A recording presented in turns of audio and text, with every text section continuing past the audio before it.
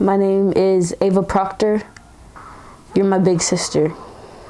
Me and you used to play teacher in the garage, and we used to have like popsicle sticks and take home like extra like papers from school and have school books and set up the teddy bears in the garage and like have a classroom and pretend to be teachers and everything. Yeah, and then Mom turned the garage into a daycare room. She used to have a daycare room.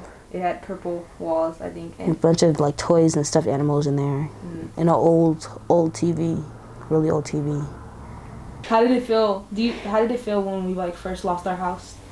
At first, it didn't really hit me because when you're a kid, you just see the stuff going on and you see like the adults talk about the adult stuff, but you don't really realize it until we were older. Until I I knew we were moving and I knew we had to move, like it was beyond our control. But then like all I knew was we were at Auntie Cheryl's house and Mom was gone for a while, and then Mom came back, and then it kind of came back to me as you get older, I guess. I didn't know what it was. No one like talked to us about it. I just remember that Mom was depressed. Like I remember she lost her job and then she was depressed, and it was when I was starting 6th grade year, so she was like always in the basement, and then Mike would always come and you hated Mike. I like specifically remember Mike and always asking us if we wanted Talkies. I remember Mike too, and then I remember the day that Mom lost her job. I remember we were in the daycare room and I forgot what we were doing, but she comes inside and she has all her stuff from work and she's like cussing and she's mad, and then we're like asking her what's wrong and she tells us like she got fired and then she went to the basement. But that's only like a little bit of what I remember from that day. That's all I remember. I don't know, I never really remembered why. She would always go to the basement, but I knew that she got really skinny.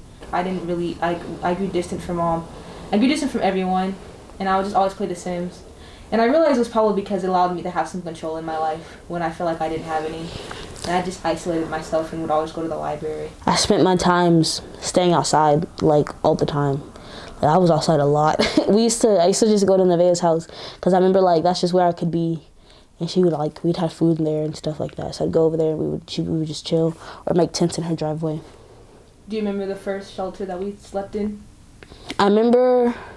I don't know if it's the first, like, memories from when we were little, they're kind of getting spotty nowadays, but, like, unless I really think about it, it comes up. Like, I remember we went to a hotel room, and I started crying, and Mom started crying, and then I think you were crying, too. I think that was the shelter. That was the first shelter? Yeah, I think that was, because I went to the Boys and Girls Club when we were feeding the homeless, and we went back to that shelter, and I was like, wow. Do you ever remember Mom and Dad being together? No, I have no memories of Mom and Dad together, unless, like, they're arguing. Or something. What's the time you remember them arguing?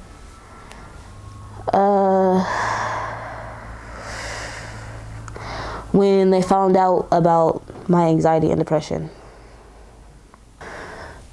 It's hard to be around people sometimes, and it's like sometimes it'll be hard for you to get out of bed, or like just to take care of yourself in general, just to get up. Sometimes like it's not that you don't want to or you know that you should, it's just that you like sometimes it just feels like you can't.